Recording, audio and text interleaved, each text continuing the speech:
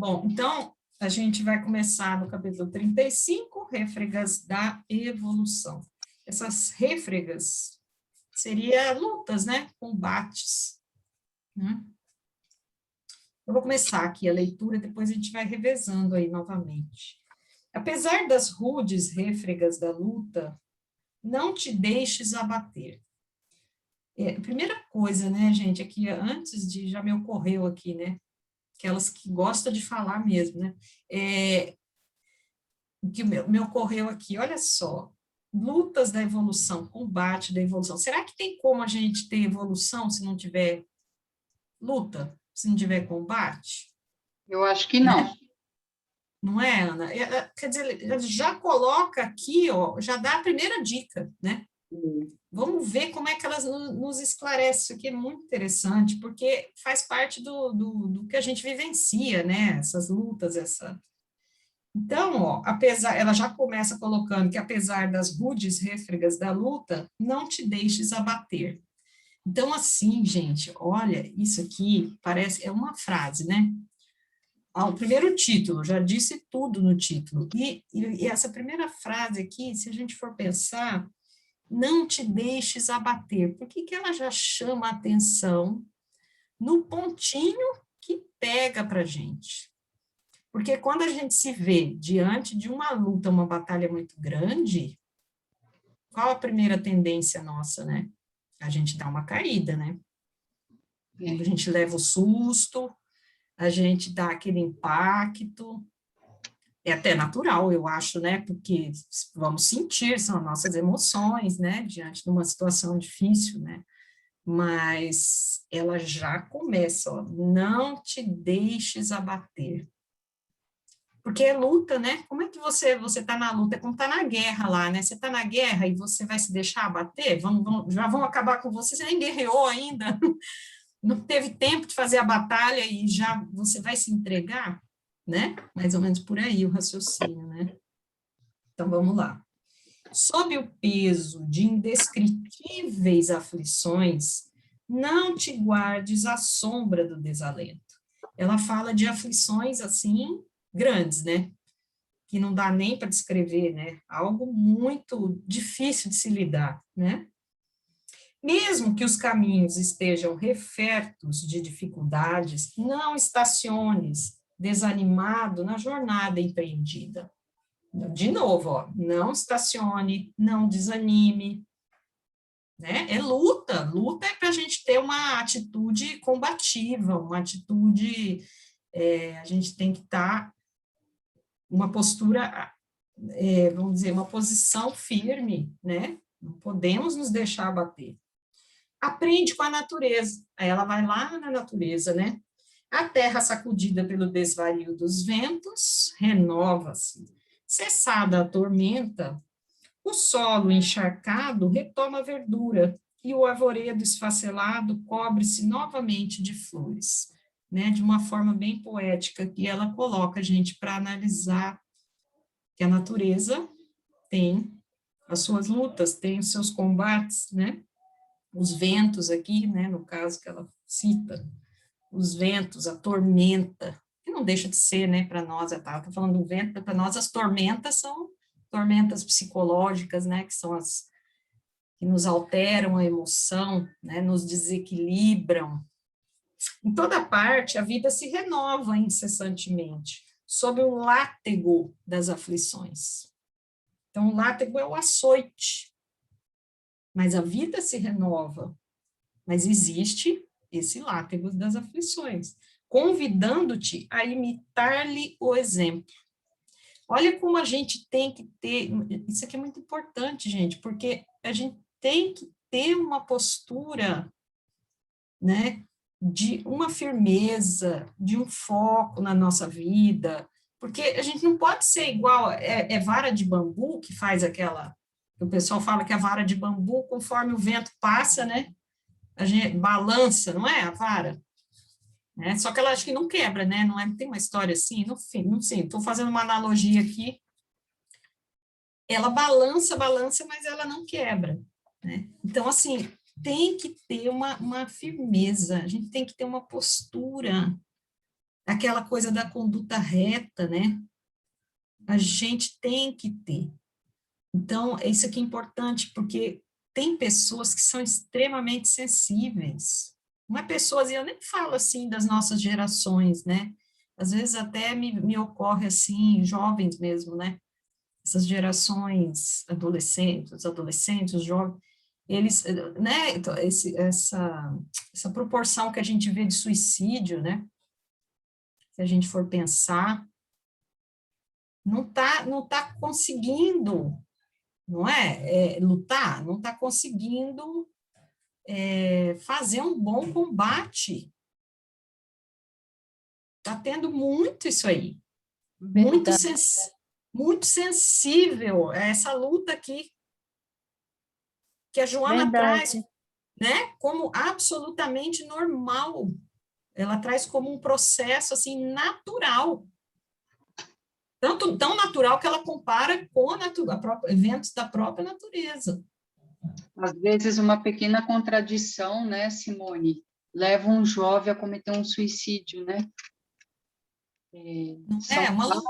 né, frágeis, né?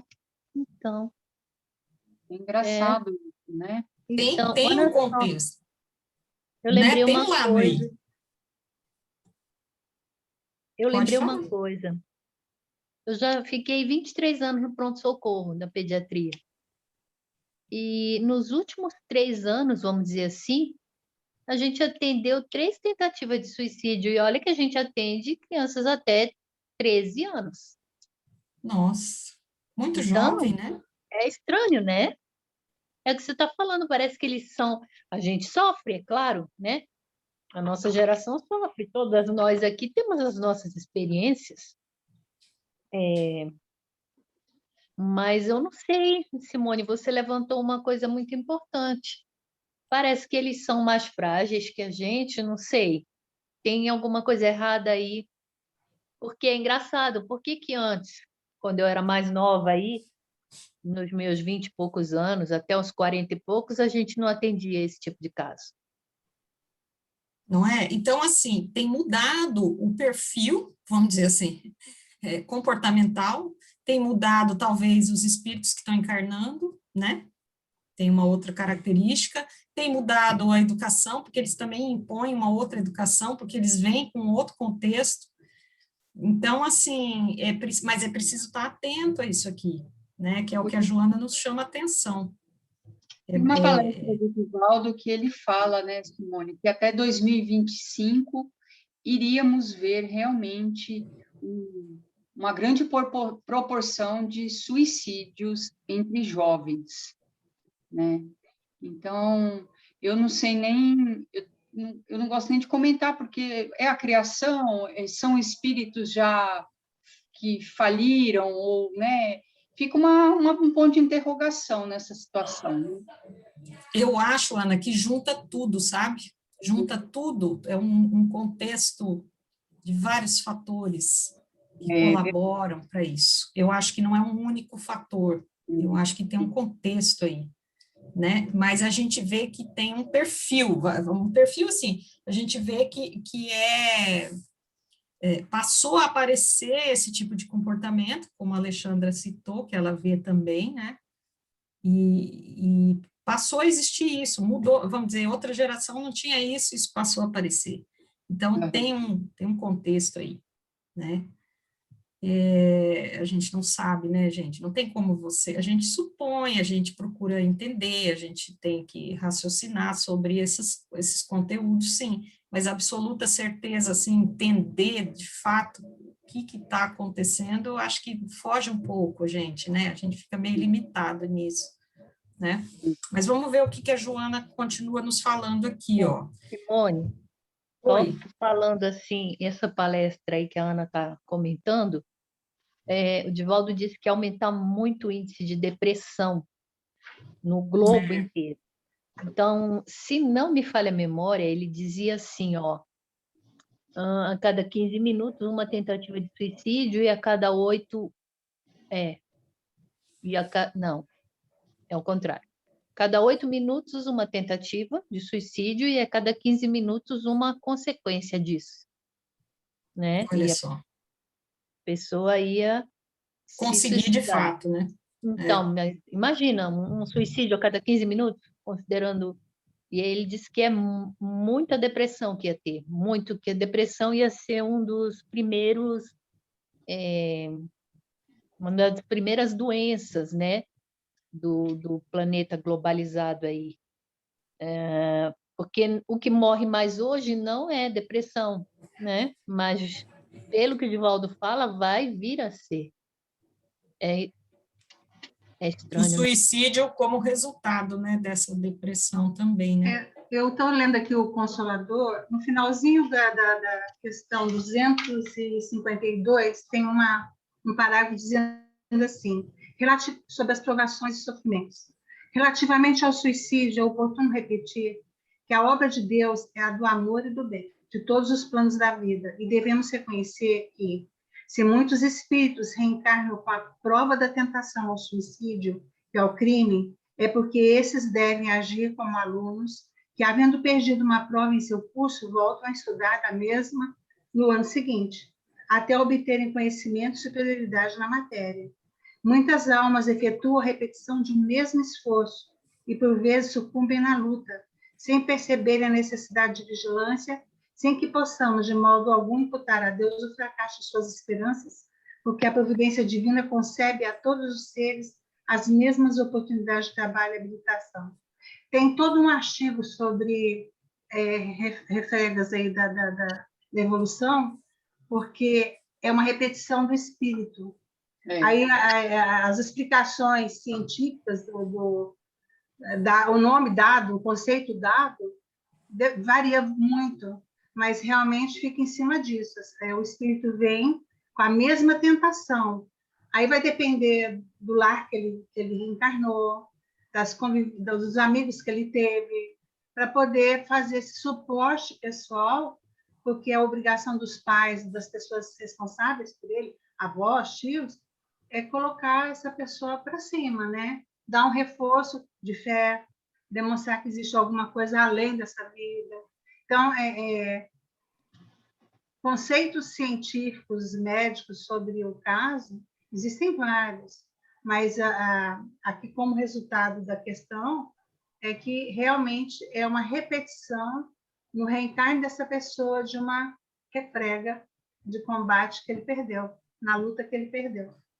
Margarete, Oi? qual que é o número da questão mesmo que você falou? 252, está no final, é o último parágrafo dela. 252, o Consolador? É do Consolador. Obrigada. Tá aqui 2.5.2 chama aprovação. É tudo isso que ela está falando, que a Joana fala, mas aí tem os vários questionamentos. A 252 vem sobre esse assunto. Aí mostra, assim, inclusive, a incredulidade humana, que é uma perda na reencarnação. A pessoa não se torna... Ela não acredita em nada. Se ela não acredita em nada, se um obstáculo é muito grande, ela não consegue superar, ela não tem resiliência nenhuma. Verdade. Porque aí vai depender também dos pais, de ver um pai perder o emprego e retornar à vida profissional, ter forças morais para aguentar.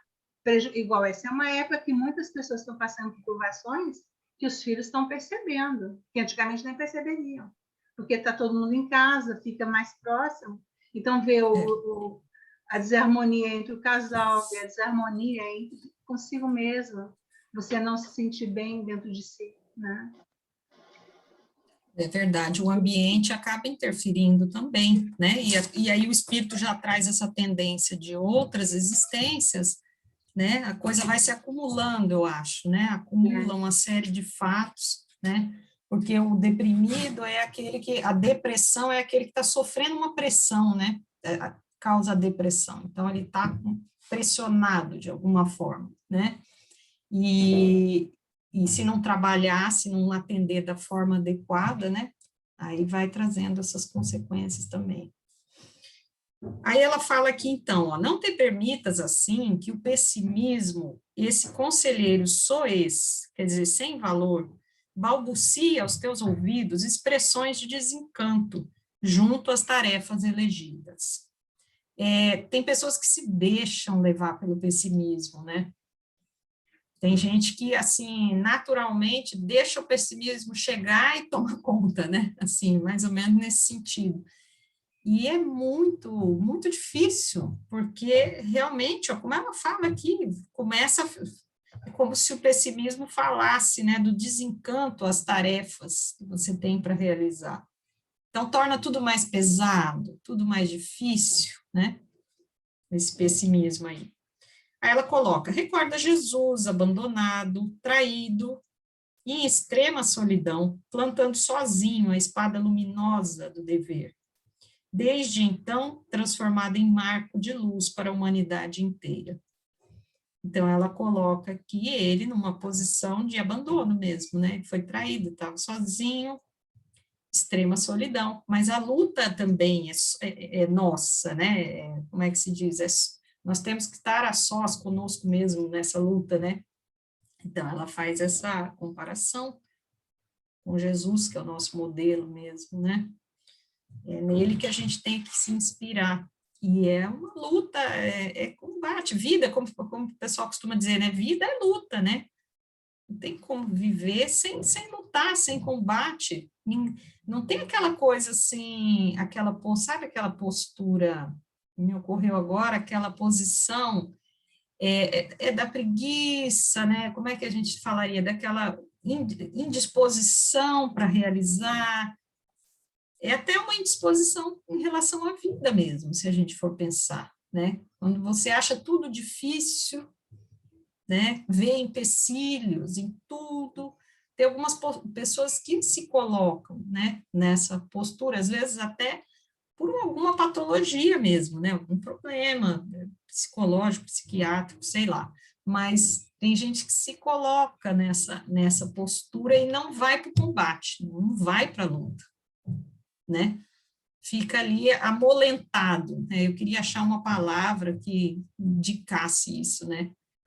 Amolentado. Eu fico pensando se esses espíritos em outras vidas não viveram aquela vida de que eram servidos, né? Como a gente viu na própria história das romanas, né? Das matronas romanas, que começaram a ficar amolentadas, não fazia mais nenhum serviço, aí tomou aquele comportamento, aquela postura, aquela conduta, e sabe lá, né, alguns espíritos reencarnados vieram de uma condição que ele não tinha vontade de trabalhar, não tinha vontade de se desenvolver, né, alguma coisa lá antiga, né, pregressa, que vem originando essa característica, né, fico eu pensando também, né. Então, vamos lá. Daí ela fala assim, ó, não te meças por aqueles que tombaram, deixando-te empolgar pelas deficiência deles. A terra não se sente desrespeitada com um cadáver que lhe macule o solo. Recebe a dádiva da decomposição celular como bênção e transforma os tecidos apodrecidos em energias novas, que são preciosas às outras vidas. Olha o que é a visão, né, de Joana. Pensar num cadáver, quando a gente pensa num cadáver em decomposição, a gente não consegue ver nada bonito ali, né? Nada, não é? É fúnebre para nós, a gente já puxa para um lado terrível, né? Mas você vê como ela coloca aqui, que interessante a visão. Recebe a dádiva, o solo recebe a dádiva da decomposição. Ela coloca que a decomposição celular é uma dádiva. Por quê? Porque ali tem energia, né? Ali tem moléculas ali que vão se incorporar ao solo, né? Vai servir até para adubo, né? Adubar aquele solo ali, vai se recompor, as energias permanecem ali, né? Nada se perde, né? Tudo se transforma. Então, ela coloca isso aqui, que o que parece tão ruim, né? Que seria, ela dá uma visão, uma energia nova que são preciosas a outras vidas. Olha, que interessante a gente ter esse olhar, né? Dificilmente a gente para pensar nessas coisas. Eu, pelo menos, não consigo atingir esse nível né, de visualizar as coisas assim. Se o companheiro ao teu lado cair, por que te desalentares? Encoraja-te e reflete que, apesar do fracasso dele, necessitas chegar ao fim. Então, você está trabalhando e aí o seu colega lá teve dificuldades imensas e não conseguiu dar continuidade no trabalho. Mas e aí? Você vai desanimar e vai deixar de trabalhar porque, tá vendo? Não dá nada certo mesmo, né? Não tem uma coisa assim? Não tem. Olha aí, você vê fulano, ele fez e não conseguiu. Então, para que eu vou continuar nisso? Por que eu vou insistir nisso? Não é? Eu acho que é mais ou menos isso que ela está falando, né? Não te intimides com um insucesso alheio. Se você pegar o insucesso e levar como base, né, você não vai fazer nada, porque sempre vai ter alguém que sucumbiu, que não deu certo naquela investida dele, né? Então, a correnteza, ela não cessa o curso porque a lama se encontra à frente. Atravessa as camadas da dificuldade e surge novamente límpida, adiante para abraçar o mar que a aguarda ao longe.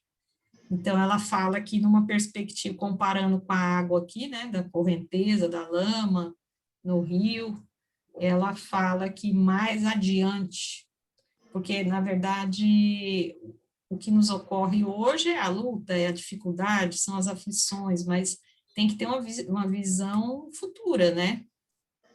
Porque se a gente for parar e ficar preso só ao que nos acontece no hoje, dificulta a nossa própria postura para lutar, né? Para combater. E aqui ela fala que o mar, então, o mar vai abraçar aquele que o aguarda ao longe. Então, a água dá um jeito de chegar lá no mar, né? De qualquer jeito, é como se falasse, né? Nós vamos progredir, né? De um jeito ou de outro, a gente vai progredir. Né? A gente tem sofre a ação dessa lei, né? De progresso. Se o amigo não teve a felicidade de manter o padrão de equilíbrio que se fazia necessário na tarefa empreendida, conduze a mensagem que ele não pode levar aos angustiados que te esperam, ansiosos à frente. Então, peraí, deixa eu ler de novo, que eu acho que eu li meio estranho aqui. Se o amigo não teve a felicidade de manter o padrão de equilíbrio que se faz necessário na tarefa empreendida, conduz a mensagem que ele não pôde levar. É isso que ele está falando, né? Conduz a mensagem que ele não pôde levar aos angustiados que te esperam ansiosos à frente. Então, às vezes, ele sucumbiu, aí você mantém o trabalho, né? Ele não consegue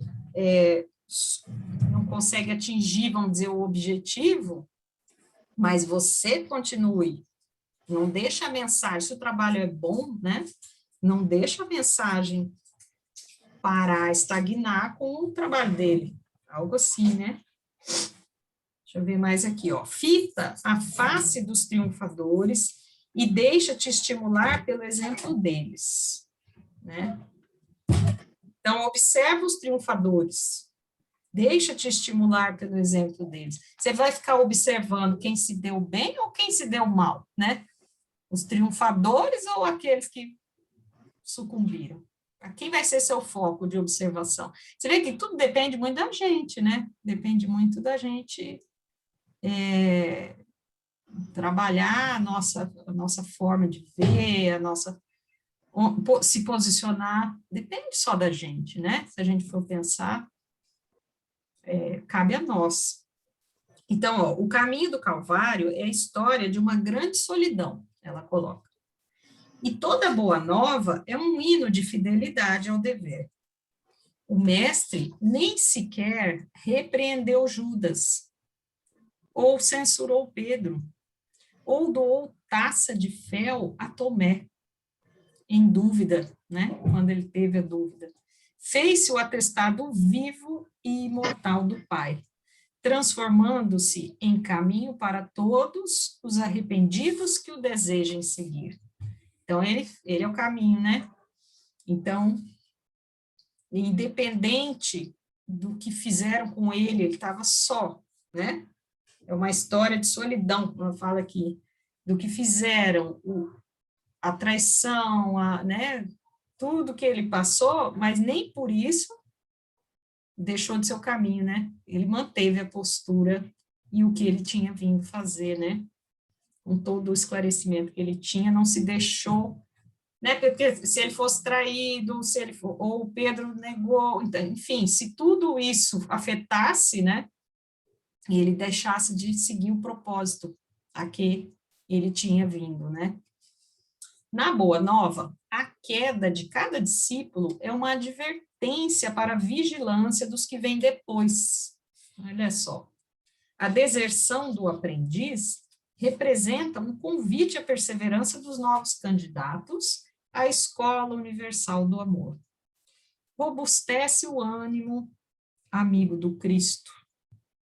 Fita o sol generoso a repetir sem cansaço a mensagem da alvorada diariamente.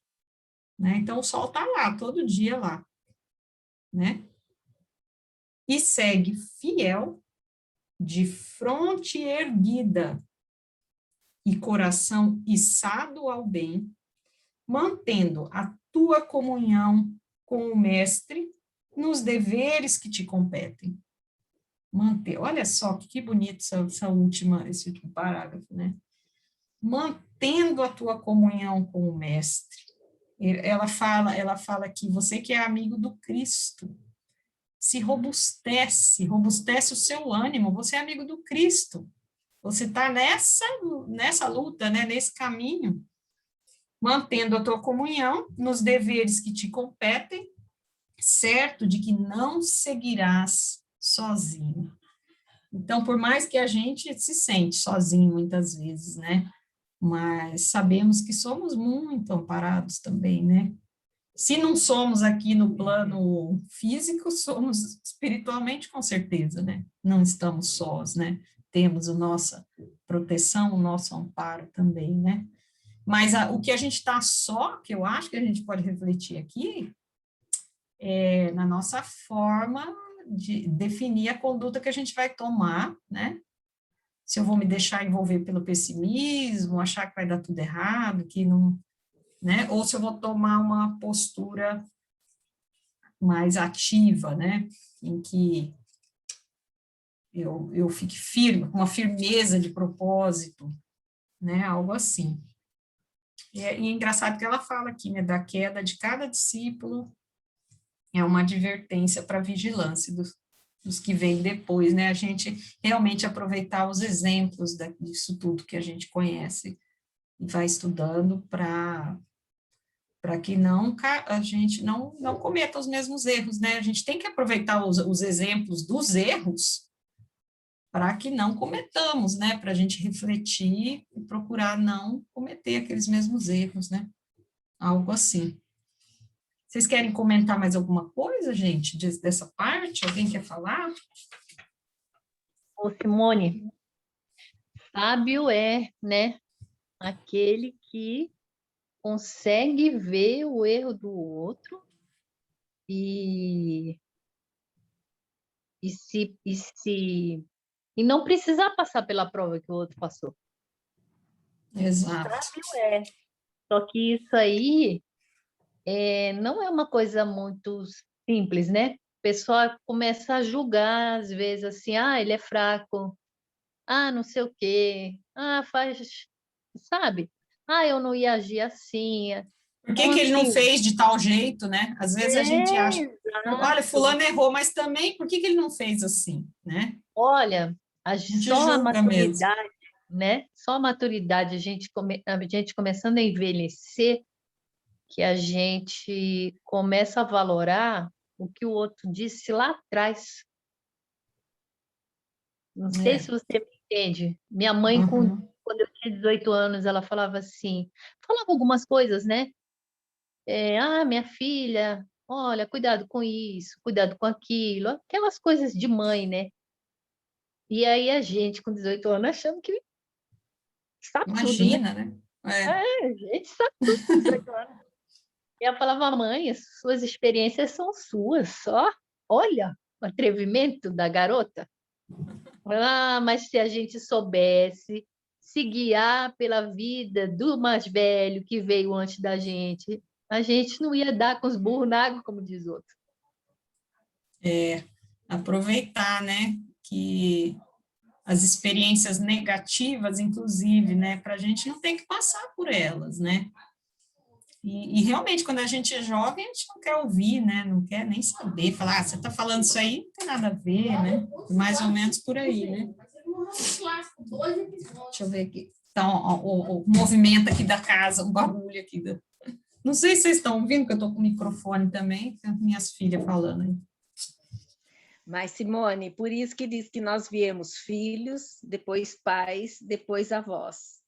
Então, tudo isso é a experiência disso daí. A gente vê todas essas gerações, vê os problemas, e hoje a gente já olha e fala, não, calma, isso vai passar. Coisa que a gente não faria com o novo, igual a Alessandra falou. Então, nós temos que ter numa existência essas etapas, que só essas etapas é que nos levam ao aprendizado. É verdade, né? Não... Quando a gente é jovem, não deu tempo, né, de vivenciar algumas coisas, né?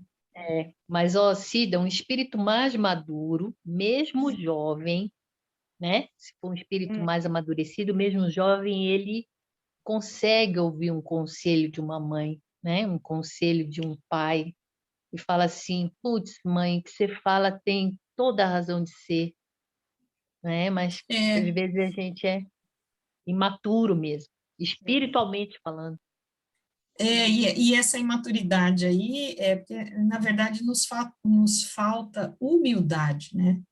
Então, quando a gente não aceita, né, uma sugestão, é porque nos falta humildade. E, assim, a grande maioria de nós, né, no contexto geral. Aí tem alguns que já realmente têm uma maturidade, já adquiriram essa humildade para ouvir, né, para aceitar, por exemplo, a sugestão dos pais, como você está falando, né?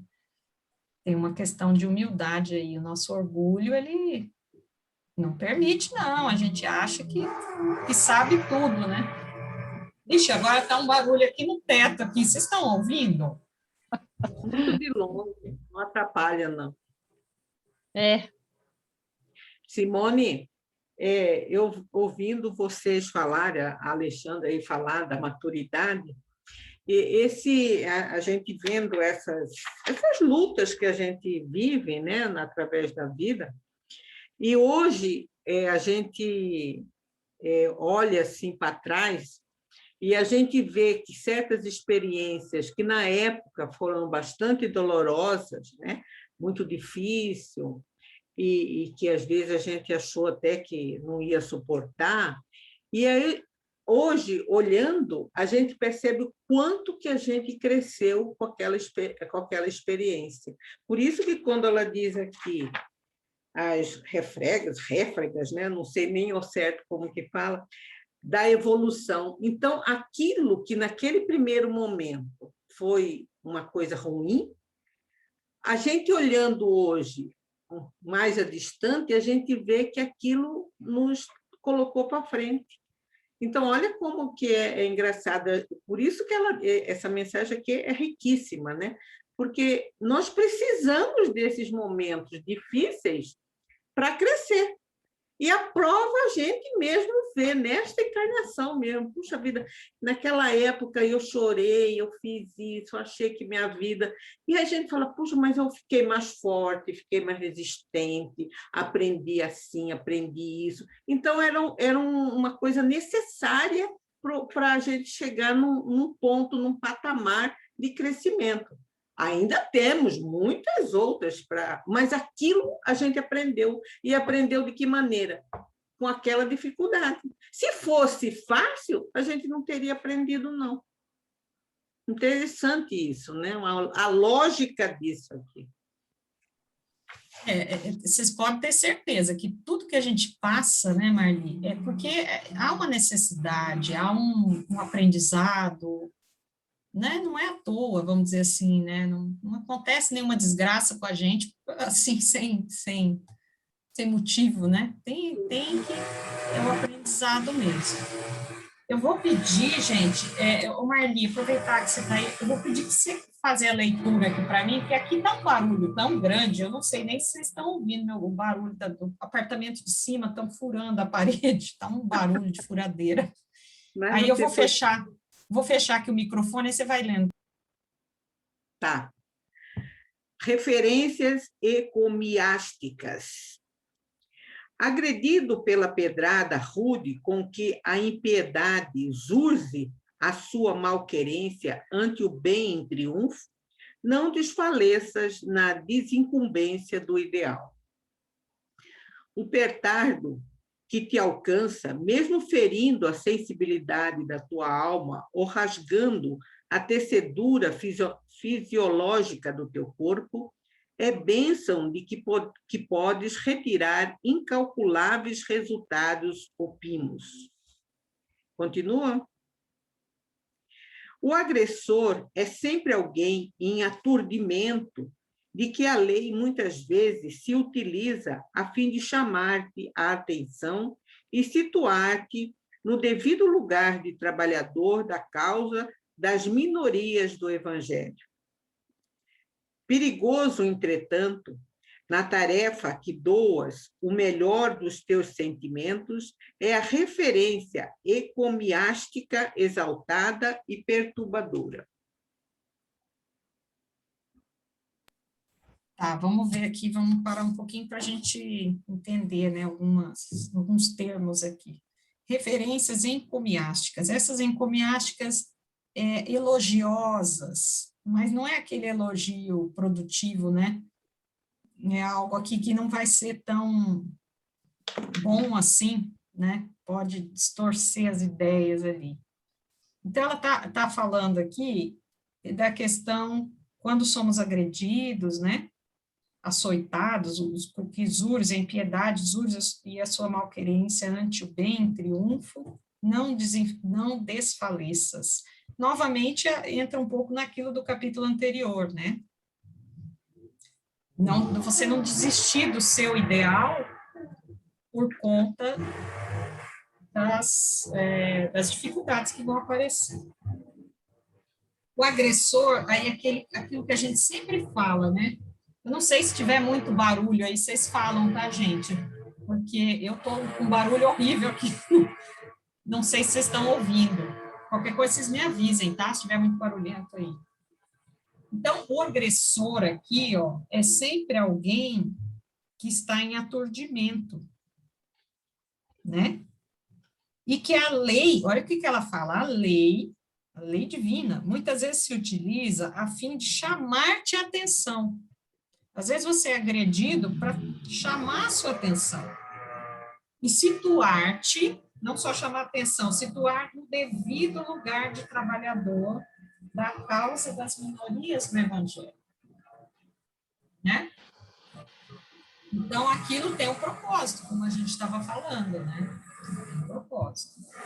Perigoso, entretanto, na tarefa, a que doas o melhor dos teus sentimentos é a referência. Então, você está lá na tarefa, ela está falando também do trabalho, né? Você está na tarefa, melhor dos seus sentimentos, e a referência encomiástica exaltada e perturbadora, né? Então, ela acaba sendo de uma forma que surte um efeito negativo aí, né? Lê mais um pedacinho, Marli, que é o barulho aqui também. Tá. Semelhante a punhal disfarçado em veludo, penetra-te e aniquila as tuas decisões superiores, fazendo-te desfalecer. É comparável a veneno perigoso em taça de cristal transparente. Chega-se aos lábios da alma, produzindo imediata intoxicação. Necessário colocar-te em atitude de defesa contra os que aplaudem, os que enaltecem, os que momentaneamente iludidos podem transformar os teus sentimentos que aspira à paz em perturbações que desejam a glória efêmera.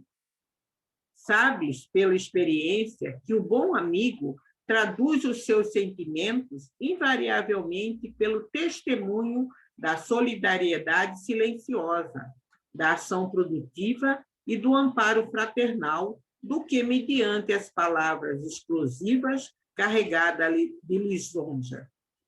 O júbilo, que explode no momento da exaltação, também se converte em máscara de ira no momento de desgraça.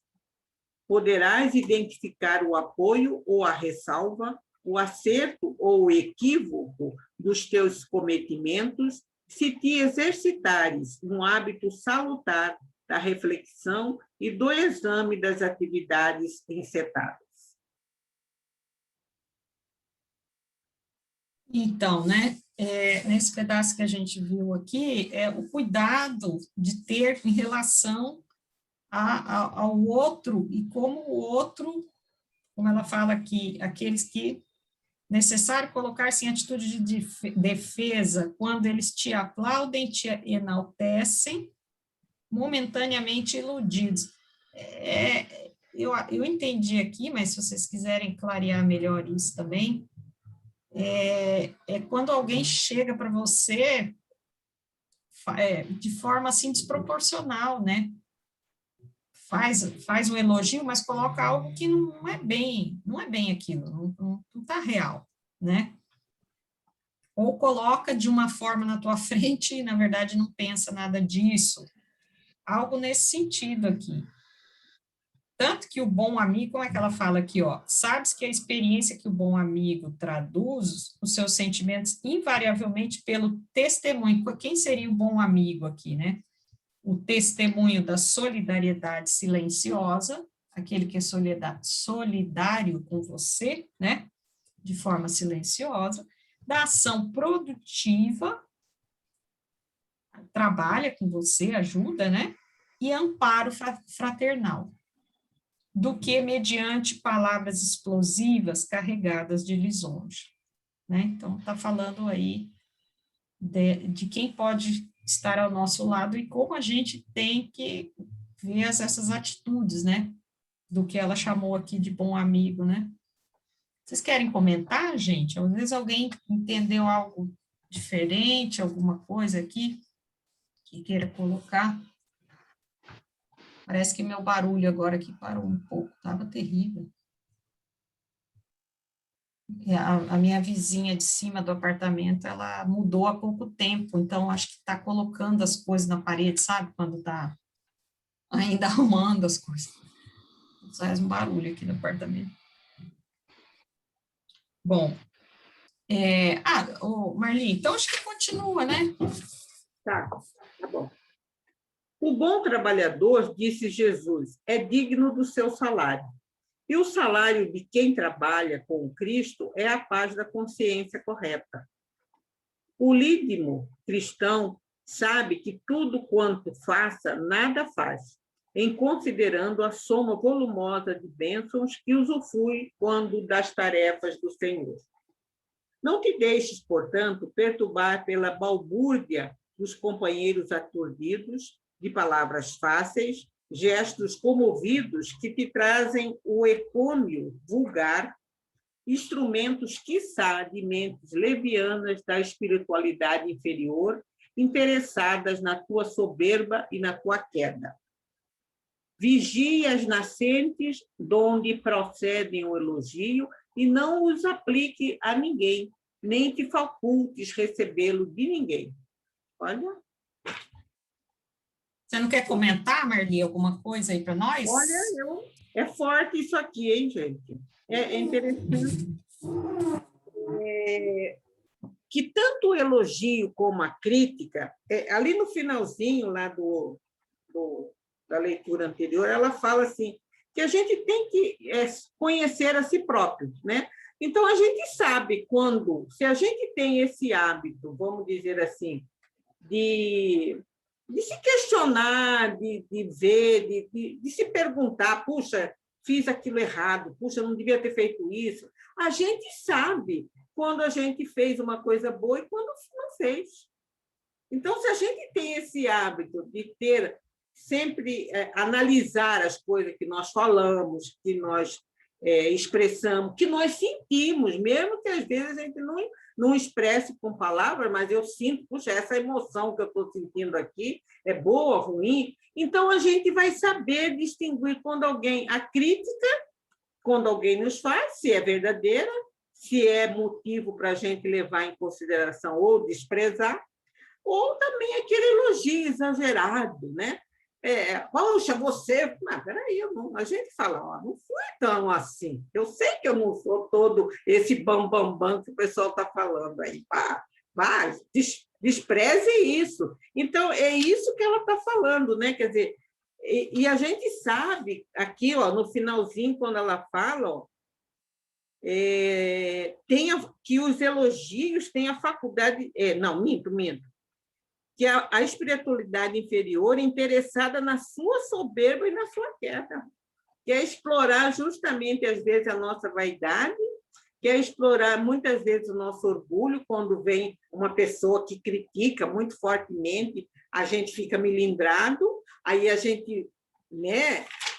Mas aí a gente larga, olha, a queda tem interesse, e quer queira, quer não, toda vez que a gente está num trabalho do bem, existe uns irmãozinhos nossos aí que tenta procurar um lado, aquela nossa fragilidade, para nos levar mesmo à queda, né? Esse é um cuidado. Por isso que eu achei essa parte aqui bem forte, bem reflexiva mesmo, né? A todo mundo. Ali, eu acho que você começou a falar sobre isso. A gente vê esses elogios de forma para incentivar o nosso ego ou fazer a nossa queda nos trabalhos voluntários, no trabalho dentro da doutrina, porque aí começam elogios excessivos que maculam a ação da pessoa. Até para a gente elogiar muito, a gente tem que ter cuidado, porque o excesso de elogios faz com que a pessoa aconteça aquilo que a Simone falou sobre ficar quieto, deitado em berço esplêndido, só gozando o que você já fez. E, ao contrário, a atitude, que é o que ela fala aqui, né? Vigias nascentes de onde procede o elogio e não o apliques a ninguém, nem te facultes recebê-lo de ninguém. Então, quando começa a elogiar muito sua qualificação naquilo que você faz no seu trabalho voluntário, dá uma afastadinha. A pessoa, de alguma forma, ela está atrapalhando você, porque você acaba achando, pô, sou legal, sou, igual você falou, sou bam. E não é verdade, é dever. Ser voluntário não é uma escolha só, é obrigação do ser humano, de solidariedade, fraternidade. Então, assim, a gente, às vezes, não tem isso muito facilmente perceptível na nossa vida, mas a gente transfere o que a gente tem a obrigação de fazer, os nossos deveres, como se fossem escolhas nossas de fazer o bem. E não são. São obrigações, né? É certo. É bem isso mesmo, né? E que vocês falaram, e a Marli falando me lembrou também essa questão da gente se autoconhecer, né? Porque aí você não cai, né? Nessa, assim, é menos provável de você cair, né? Numa fala, em alguma coisa porque você está se conhecendo, aquela questão mesmo, que é o nosso destino, é o autoconhecimento, né? Eu acho que eu estou andando pela casa, viu, gente? Vocês acho que deve estar percebendo aí minha movimentação. Então, para ver se sai do barulho ali. Então, é bem isso. Você vê quanto é importante a gente se autoconhecer. Que aí alguém te fala alguma coisa, aí você filtra, fala, não, mas espera aí, essa aí não sou eu, né? Não sou assim. Né? E não cai, né? Você vê a espiritualidade inferior, fica em cima ali também, né? Então, tem tudo isso. Aí eu vou pedir aqui para alguém ler. Ô, Cida, você lê para nós essa última parte aqui? Leio sim, Simone. É verdade que todos necessitam de estímulo. Entre o estímulo sadio e a palavra enganosa, medei uma grande distância. Poderás incutir no teu amigo o estímulo de que ele precisa. Um gesto de ternura, numa expressão da face em júbilo edificante, mediante a palavra bem dosada, com expressões de equilíbrio, terçando armas ao lado. Quando ele necessita de alguém e participando com ele da experiência da fé, no amanhã do solo dos corações, com o arado da caridade e a perseverança do tempo. São atestados inequívocos de aplauso nobre. Ecômios, Jesus, o modelo excepcional de todos nós, nunca os recebeu dos que cercavam. A dúvida, porém, a suspeição rude, a injunção negativa, a coroa de espinhos, o cedro do ridículo, o manto do chocalice e a cruz da ignomia. Sim, eles os aceitou em silêncio. E, não obstante, representava a verdade máxima que jamais a terra recebera. Pode continuar? Não pretendas, a serviço dele, superá-lo sem lograr sequer o que ele jamais almejou, o triunfo equivocado das criaturas humanas. Preserva-te nos postulados e tarefas do bem, e ocorra quando ocorrer, ser-lhe-á fiel sem fantasias, sem enganos e sem aceitar as expressões encomiásticas que a tantos têm iludido e derrubado no cumprimento do dever. Cida, você quer comentar alguma coisa, Cida? Alguma coisa aí que chamou atenção? Sim, é que eu gosto sempre de pôr o que eu faço. Eu gosto de fazer tal coisa. Então, se a pessoa vem com elogio ou com pedradas, eu falo, eu tento fazer o meu melhor. E vejo no meu amigo aquela lição que ele gostaria de me passar. Talvez eu esteja errando e talvez eu esteja acertando, porque somos falíveis. Aí eu paro, analiso e vejo, Jesus tentou fazer o melhor. E o melhor foi pouco, porque ninguém o entendeu, ninguém o elogiou. Então, a gente não está se comparando a ele, mas a gente tem ele como meta, a cumprir o que a doutrina nos ensina, e é o que eu tento fazer a cada dia. Isso há 50 anos, ainda não aprendi nada, ainda estou tentando. É assim mesmo a nossa caminhada, né, Cida? É um aprendizado constante, né? Quanto mais eu sei que nada sei, né? Eu acho que eu falei tudo errado, mas vocês entenderam, né? Então, assim, é um aprendizado e a gente está se autoconhecendo, a gente está se buscando, né? Nesse entendimento amoroso conosco mesmos, né? E a gente precisa ter uma boa relação primeiro com a gente mesmo, né? Porque a gente vai ter as nossas relações e daí a gente vai saber filtrar o que é importante, né? O que a gente tem que aproveitar do que comentam com a gente ou sobre a gente, né? E aquilo que a gente não deve também levar em conta para se manter esse equilíbrio, né? Se manter equilibrado. E é bem difícil, né, gente? Porque a gente, quer queira, quer não, alguém te fala uma coisinha lá, você fica com aquela, né? Aquela pulguinha ali, aquela coisa, te cutucando, fulano falou isso, né?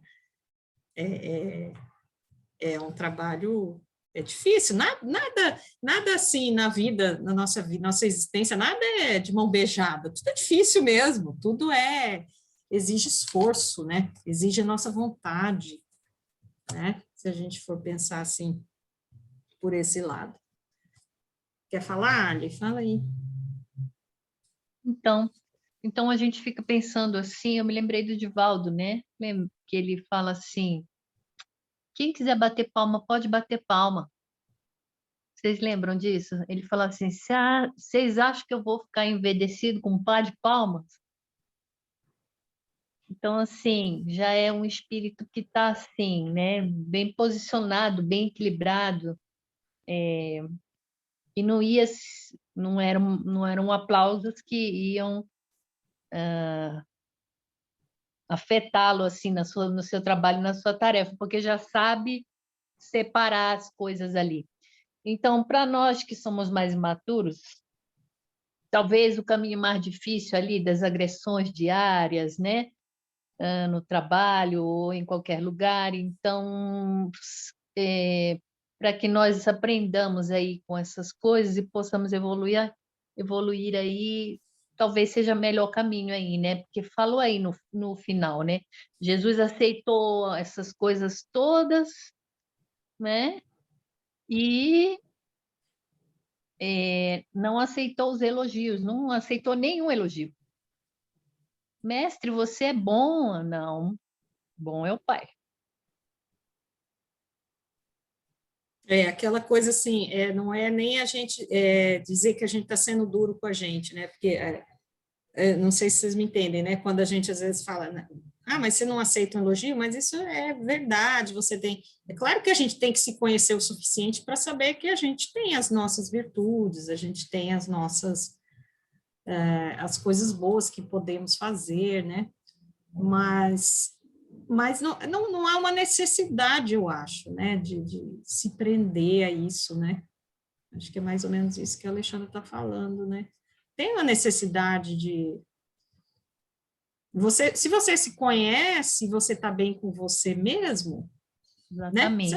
Você não precisa, assim, muito de aplausos para ficar seguro, para ter certeza que você está fazendo no caminho certo, né? Tem algumas condutas que, se a gente consegue, assim, definir bem, com a gente mesmo. A gente se sente seguro, tranquilo, e aí não precisa do aplauso alheio. Acho que Jesus talvez não, né? Nesse exemplo que você deu, talvez aqui Jesus não precisasse, né? Nem estava aí, né?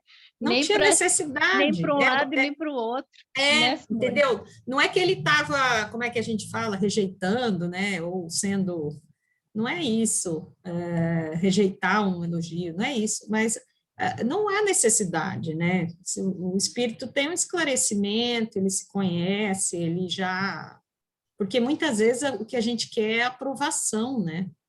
A gente se preocupa com a aprovação no ambiente Pensa bem, social, o Dia né? das Mães. Dia das Mães, eu me sinto um pouco constrangida no Dia das Mães.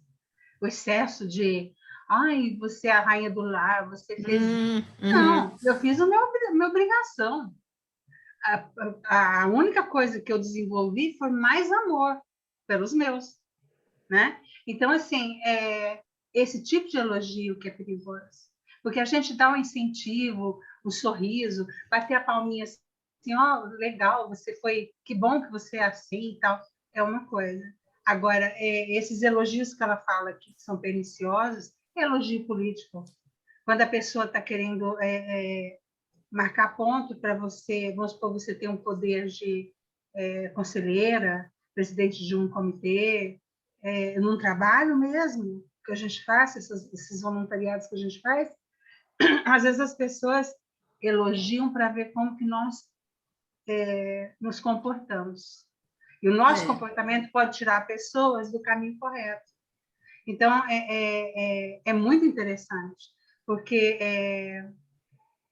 elogio bom é aquele que você dá o pão para alguém e alguém te olha com carinho. Esse é o elogio. É você levar o chá para o seu avô, sua mãe, seu marido, sua esposa.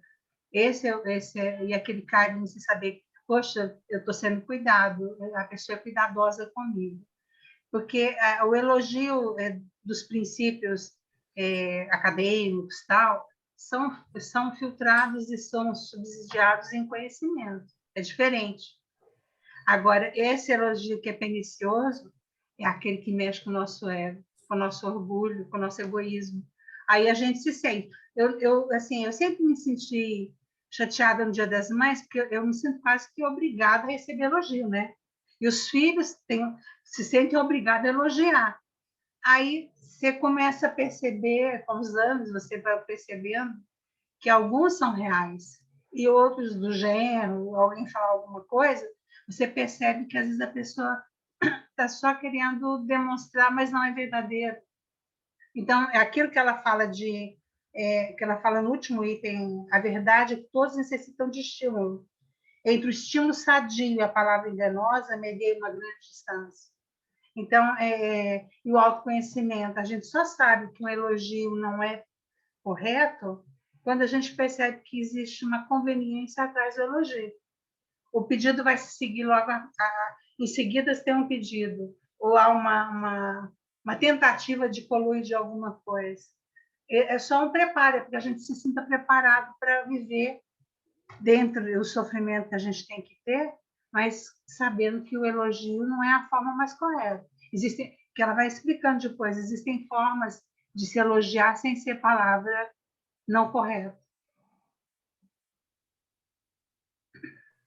É bem isso mesmo, né? Eu acho que tem atitudes que às vezes valem mais do que algumas palavras também, né? E a gratidão, né? Quando a pessoa é de fato grata, aí não há nem necessidade, às vezes, né? De palavras, de ficar enfeitando, né? De ficar excedendo, né? Nas falas. Isso também, né? Gratidão fala mais, né? Não sei se vocês querem comentar mais alguma coisa. Está um barulho tão grande aqui na minha casa, gente, que eu vou pedir para alguém fazer a prece aí. Não está um barulho aqui que está me desconcentrando. Eu não sei se está afetando, se chega a ouvir aí, mas... nossa, está muito barulhento aqui. Mas eu vou pedir, Margarete, você não faz a prece para nós? Obrigada. Pai, que sempre nos acolhe, Mestre Jesus, que está conosco em todos os nossos estudos, em toda a nossa vida, nos amparando, acolhendo. Joana, que sempre nos dá tantas lições de amor, de trabalho, de cumprimento de dever, e de que viver realmente é uma luta constante com o nosso próprio eu. Ajuda-nos, esteja sempre conosco, nos acolhendo, nos ensinando, nos dando forças para que possamos, cada um de nós, dentro da nossa vida pessoal, do nosso trabalho, dos nossos estudos, achar o que for melhor para nós. Que aprendamos, cada um de nós, a ter dentro do nosso coração a fraternidade, realmente, a solidariedade, a oração em proveito do outro, que sempre vai resultar na forma do bem na vida dessas pessoas. Que a gente se prive da crítica, que se prive de não observar o que é melhor nas pessoas, que a gente aprenda a desenvolver em nós a alegria do perdão, a alegria da aceitação, da tolerância, do respeito. Esteja conosco sempre, que esteja na nossa caminhada, dando a cada um de nós, dentro das nossas necessidades, o nosso melhor. Que possamos, cada um de nós, dentro dessa caminhada, termos pela espiritualidade amiga a intuição e o respeito a todas as pessoas, a todos os espíritos que se encontram sobre a Terra. Esteja conosco, Senhor, e que na próxima semana estejamos todas juntas novamente para ouvir boas palavras, ter boas ideias e desfrutar daquilo que a gente mais precisa, que é saber que Jesus sempre é o nosso caminho. Esteja conosco hoje e sempre, assim seja. Que assim seja. Obrigada, gente. Tchau, meninas. Tchau. Gente, tchau, bom final de semana para todos. Semana. Tchau, meninas. também. Obrigada, Simone.